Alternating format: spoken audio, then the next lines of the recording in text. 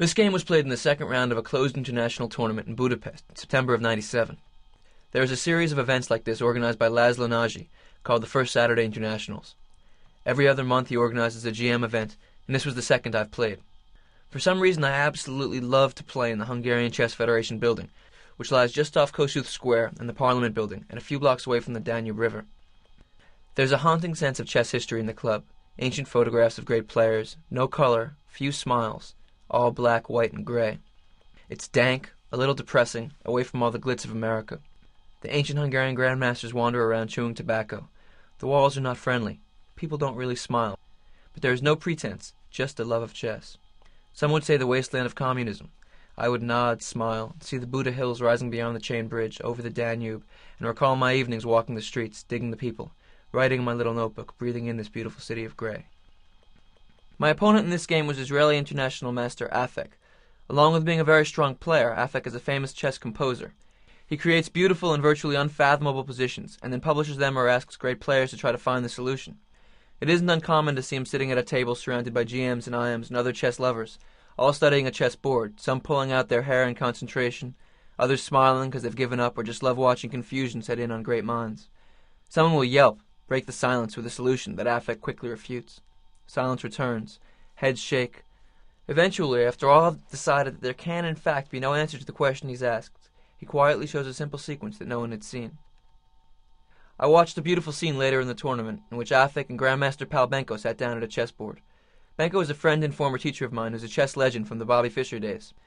He's regarded as the greatest endgame composer in the world, and to watch the two of them revealing old masterpieces was like listening to Charlie Parker and Dizzy Gillespie drive each other to further heights of brilliance. Okay, my opponent played e4, c5, the Sicilian defense, knight f3, d6, d4. Now in this position, the immediate move that black always plays is c takes d4. I slightly changed my move order, playing knight f6 first. White's best move is to respond with knight c3, and then I played c takes d4. Knight takes d4.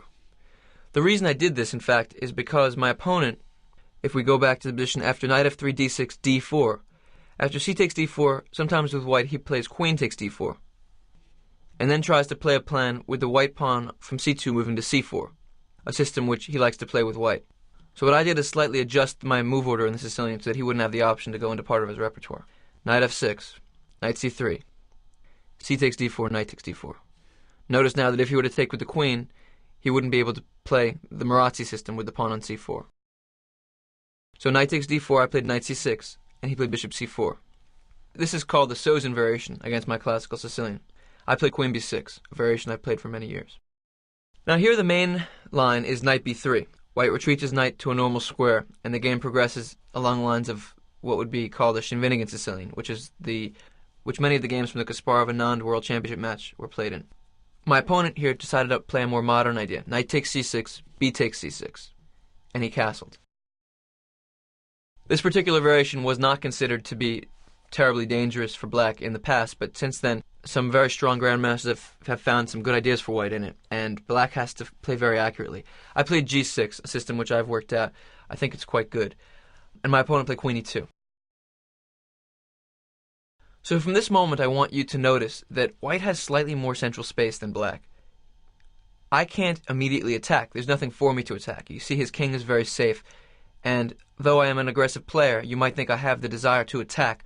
We have to play in chess what the position gives to us. After queen e2, my opponent has a threat, e5. How would you handle the position? The most natural response, since I've just played g6, is to continue with bishop g7, but this would be a slight mistake.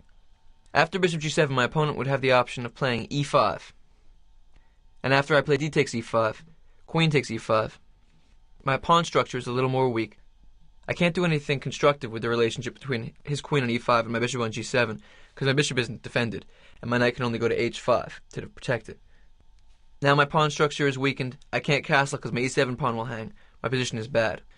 So my opponent playing queen e2 has a threat. He wants to play e5. My natural developmental move doesn't work. What would you do? I played knight d7, retreating my knight away from where the attack was about to come, and preparing to develop with bishop g7. Notice now, of course, that e5 would be pointless because I would simply take with my knight. My opponent played a4. if I were to respond with a5, I would be allowing white to develop very quickly with the move bishop e3. Do you see why I can't take on b2? After queen b2, he would have the powerful move bishop d4. After I block with e5, my rook was attacked. He plays rook f to b1, and my queen on b2 is trapped. So, for me to try to maintain my queen's position on b6 would be incorrect because I can't do it. After a4, I just played bishop g7, a5, and my queen retreated back to c7.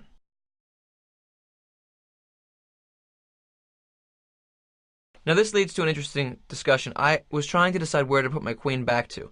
I should note that moves like queen b4 or queen c5, which might be primitively seen as aggressive, would be silly to pursue, because if to queen b4, my queen is on a forward square but not an aggressive square, and after a move like rook a4, she'll have to run back immediately. Queen c5 allows white to continue the development with bishop e3. My queen has to keep on running. So the question is pretty much whether to come back to the c7 square or the d8 square. The b7 square is pointless because it blocks in my c8 bishop and will be exposed to the move a6 at whenever white wants.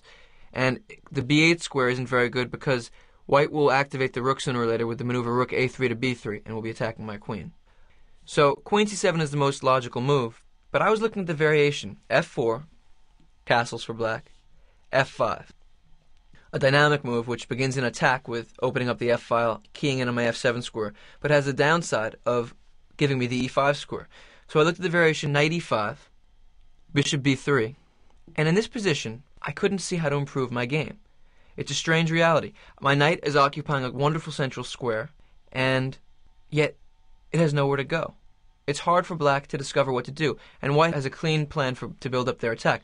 Bishop g5 may come, f6 will come. My king side is going to come under an attack, and it's very hard for me to find a plan. So for a while I was looking at this position. I couldn't figure out what to do. But then I realized something. In my mind, I had automatically made the connection f5, knight e5, bishop b3. When my opponent played f5 in my mind, in my calculations, there was a very clear weakness. There was some space he was leaving behind, which was the e5 square. So for some reason in my thought process, I immediately filled that space with knight e5. What I realized then was that there was no reason to do this. My knight would come to e5 eventually, and my correct move was not knight e5, but rook b8. And now my position is very good. A slightly different response to his attack gives me a lot of play. The point is that now my rook on b8 pins down his bishop on c1. It can't really move because the b2 pawn is hanging. And I have ways to play moves like rook b4, which would pester his bishop on c4.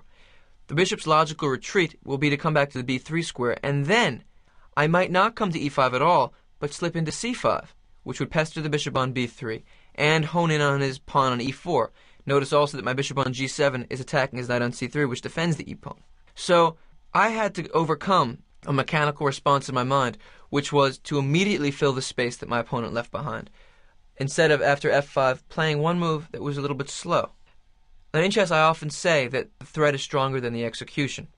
In this position, if we look at it, after my opponent plays f4 to f5, he's weakened the e5 square.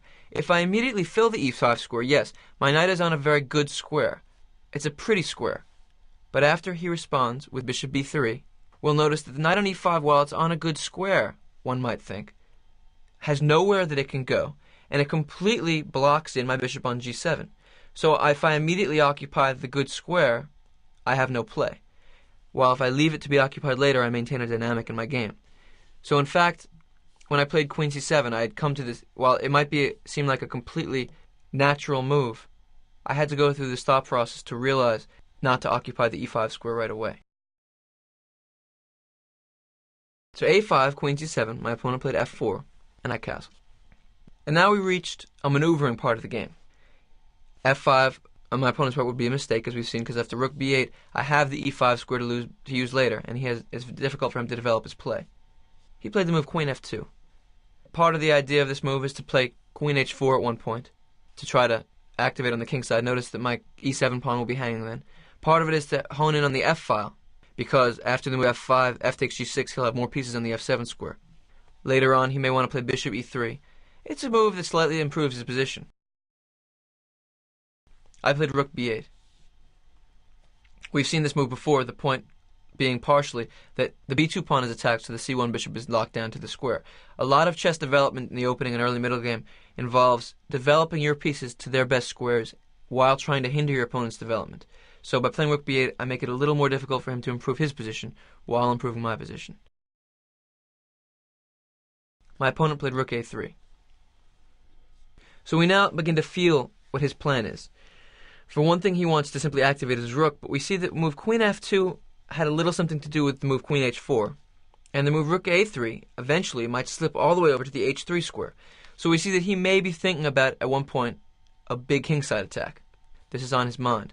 Also, rook a3 is a prophylactic move, so he's increasing his position, but he also has the idea of, he notices that my next move will very likely be rook b4, attacking his bishop on c4. Now, if his rook were on a1, he would have to respond to that move with either bishop b3 or bishop a2 if he wants to keep the bishop on the strong diagonal. After bishop b3, I could attack it with knight c5, which would be very good for me. And after bishop a2, his rook's activity is completely obstructed. By playing rook a3, he prepared for my move rook b4. And once I play rook b4, he can retreat to a2. His rook is on my part of the board. So this is a typical example of the play. But when I played rook b8, I was stopping his bishop on c1 from developing and planning to play rook b4. He played rook a3, developing one of his pieces so that he would be able to maintain activity after I continued with my plan. And now you should notice that I have a very active-looking move, bishop d4, trying to take advantage of a pin on the queen. But my dark square bishop is a great piece, and after he would respond blocking with bishop e3, you might have seen the variation quickly. Bishop takes e3, queen takes e3, rook takes b2. I win a pawn. But in fact, this would be a huge mistake. A lot of the time, when you put your piece all the way on the inside of their game, you can get locked in, and there may not be any way out. What do you think White's best move would be now? He would have bishop b3. And suddenly my active rook is too active for its own good. It can't get out. His next move will be queen c1. The rook on b2 is going to get lost. So while it might have been tempting to play bishop d4, take, rook takes b2, I'm up a pawn, it would be a huge mistake. I get locked in and would be in trouble. I played the move knight f6. Notice now that a few moves ago my opponent had a clear spatial advantage, but now my pieces are starting to flow. My rook on b4 is honing in on the e4 square and locking his bishop to c1. My bishop on g7 has the potential to come into the d4 square. It's not there now, but later on it might come there. Knight g4 is a threat. Knight g4 will be attacking the queen, bishop d4 coming later. Knight takes e4 is a threat. My opponent has a lot to worry about. He played queen e1, a very good move. His sense of danger kicked in, and my opponent realized that, first of all, his queen and king being lined up on the dark a7 to g1 diagonal is a mistake, because my bishop on d4 is going to give him problems. Second of all, he's defending his e4 pawn, and he's making knight g4 harmless, because it wouldn't be attacking any queen. Queen e1 is a very good defensive move.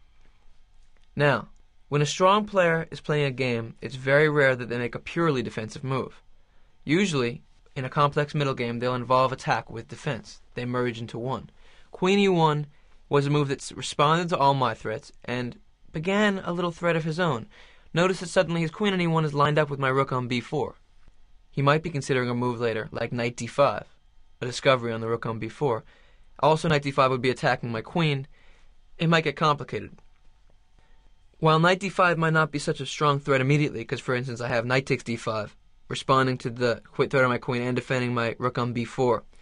The threat is in the air, and if a slight tactic changes, it can happen. I slightly improve the position of my queen b8, defending my rook on b4 and getting out of the range of his knight. Don't be fooled by a move that goes backwards.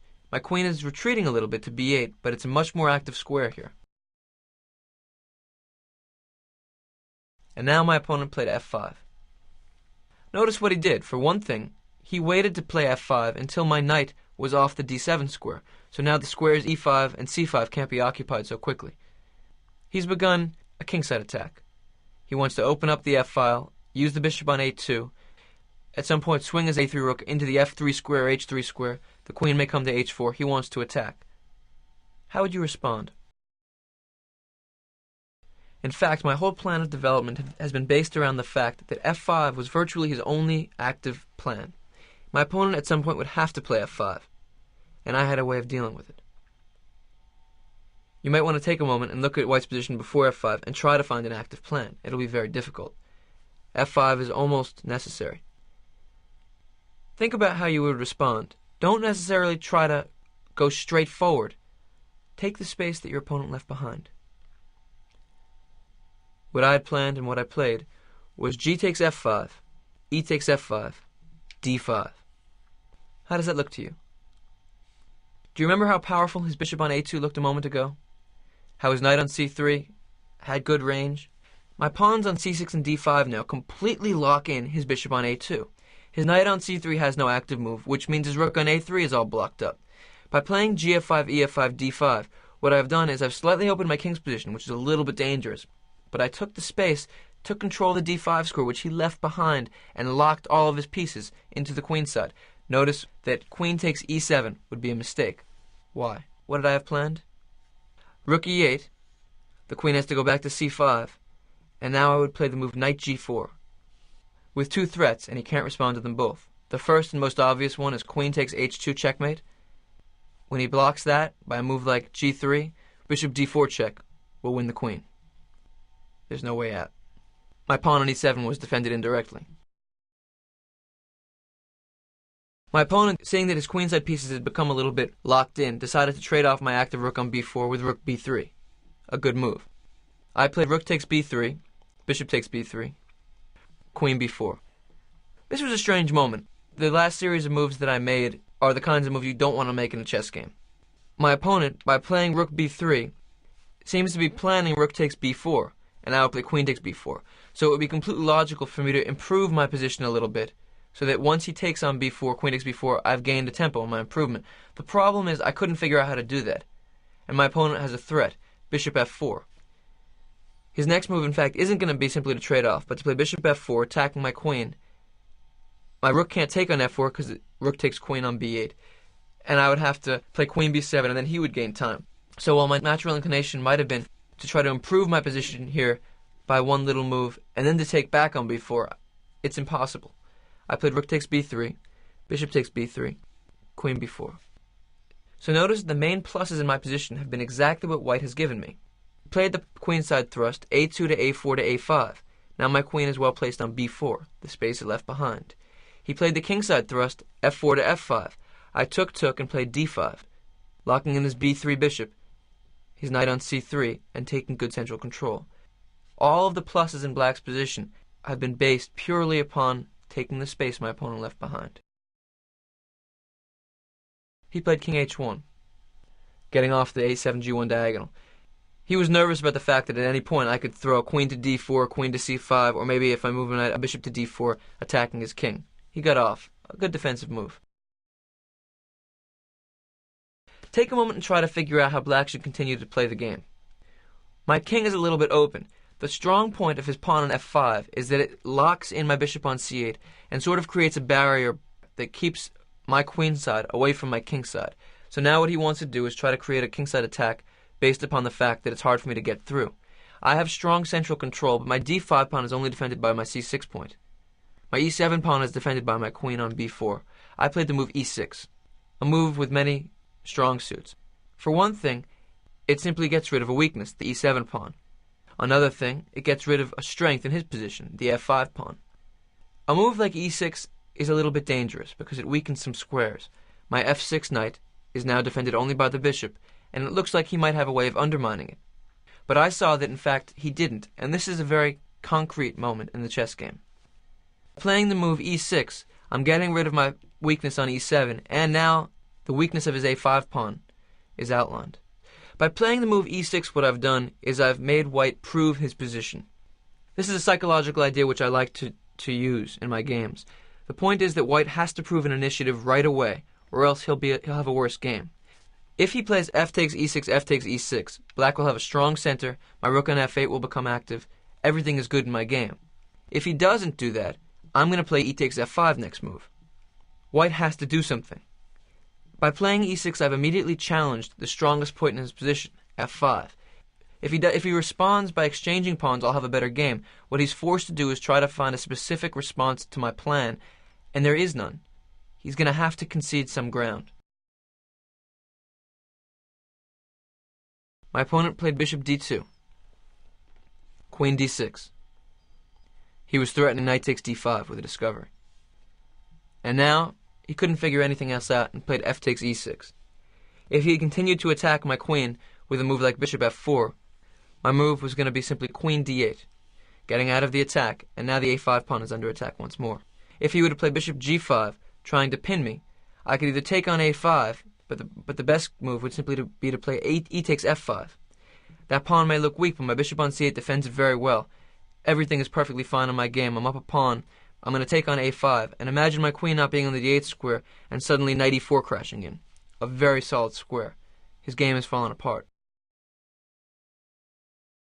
My opponent played f takes e6, f takes e6. Whose position do you like more? I'm sure you'd say black's. I have a better center. My bishop on g7 looks very active. My rook on f8 is a good piece, counteracting his rook. His bishop on b3 and knight on c3 are completely out of the game. The pawn on a5 is a slight weakness. One piece with mine which is not very active is my bishop on c8. I understand that. Things aren't perfect. It'll come out later. What you should notice is that the strongest part of black's game is the center. Think back to how I gained control of that center. It was his attacking move, f5, that allowed me to take control of the middle of the board. I didn't take the center straight away, but took it once he gave it to me. His only way of continuing with the initiative was to try to attack on the king's side, and by doing that, I simply took the space. In chess thought, it's very common for people to think, what can I do? A deeper way of thinking is, what must my opponent do, and what will I do to respond? He played bishop f4. After bishop f4, I came back to the b4 square. And now my opponent played bishop d2. He's trying to draw the game. He sees that he has no active plan. His bishop on b3 and knight on c3 are very weak. His a5 pawn is weak. He wants to try to go back and forth. He's hoping I'll play queen back to d6 and continue the repetition. He'd like to draw the game. Here I played the move knight g4. I'm not playing for a draw. This move involved a long calculation, which in fact he challenged. It also involves the judgment that if we trade rooks, it's to my advantage. His king on h1 is pretty weak. After he plays the move rook takes f8, queen takes f8, what's going to happen is that my knight is coming into the f2 square, check. My bishop is coming into the d4 square. My black bishop can come to a6 if it wants to, but most importantly, I can play the move e6 to e5, and my center starts marching. You should also notice that after e5, my bishop on c8 suddenly becomes a good piece. I might want to play the move king h8 to get off the diagonal of his bishop on b3 before playing e5. My position is very good. After the exchange of rooks, you should notice that his rook had slightly more scope than mine. When my knight was on f6, his rook was honing in on that thing, and my rook was sort of defending it. After knight g4, that trade of rooks would weaken his king more. The rook on f1 is a key defender in his position. But of course playing knight g4 is a little bit dangerous. He has some tactics. What do you think white should do? His best response was to play rook takes f8, queen takes f8, an exchange which is good for me, and then the move knight d1. Conceding a little space, going backwards. The b2 pawn is defended by his knight on d1, and he's defended the f2 square.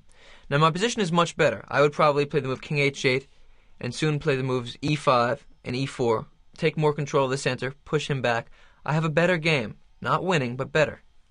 Sometimes when you have a worse position, you have to make a small concession in order not to lose a lot. That was his best response. My opponent chose to go into a forced variation which I had calculated. He played knight takes d5. Why don't you press pause and think for a moment? What did I have in mind? When I played knight g4, I had seen that his best move was rook takes f8, and that I would have a better game. I had, of course, calculated the move knight takes d5, because I had to. The point is, first of all, that he's exposed to discovered attack on my queen. If I can't take back the knight, because he'll simply take my queen. The next move into the calculation is that our rooks are exposed to one another. And I have two ways of trying to use that. The first is to try to play queen takes d2, with the idea of if he takes back my queen, rook takes f1 will be made. This wouldn't work because of a simple in-between move. Queen takes d2, he'd play rook takes f8, check first. After I take back, he'd take my queen. I'll have lost a queen. Play rook takes f1, which happened in the game. Queen takes f1. I've removed the defender of the d2 bishop, queen takes d2. My opponent, of course, saw this. He had planned to move knight e7 check. King h8, knight takes c8. So his calculation had reached this position, and he had seen that he wins a pawn. When I played knight g4, I had seen this position and looked a little further. I should note that my opponent cannot try to mate me with queen f7, threatening queen g8, because I have a simple back rank mate, queen e1 checkmate. Or queen e1, he has to go back to f1, then queen takes f1 checkmate. So my opponent's calculation ended around the move knight takes c8. After knight takes c8, what would you do? In chess, there's the combination of the specific and the abstract. Abstractly, we can feel. I have traded off two active pieces of his, the bishop on d2 and the rook on f1, and he's taken off my rook on f8, which was defending my knight on f6, and my least active piece, the bishop on c8. So abstractly, we can see that maybe there should be something here. Specifically, what is it? Knight f2 check, king g1, bishop d4. Suddenly, White's game is on the brink of total disaster.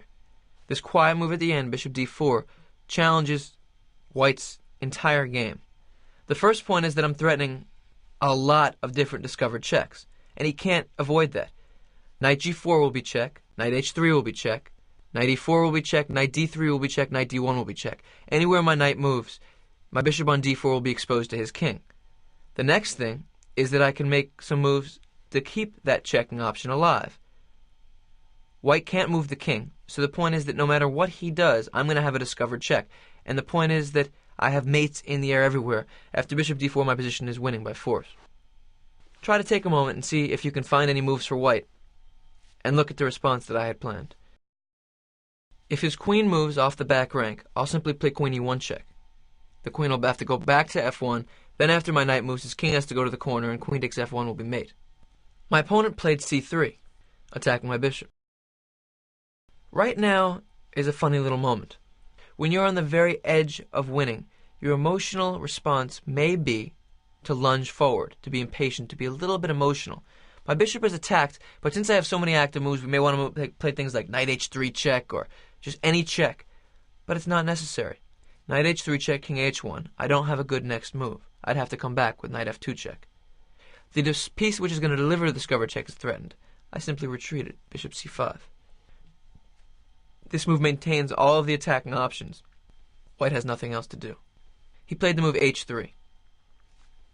What would you do now? Again, your first impulse, I'm sure, was to immediately play a discovered check. Maybe knight takes h3 check. Maybe knight d3 check. Maybe something, anything, to check him, to play a fancy move. It's not necessary. He has only one way to get out of the discovered check. Maintain the tension.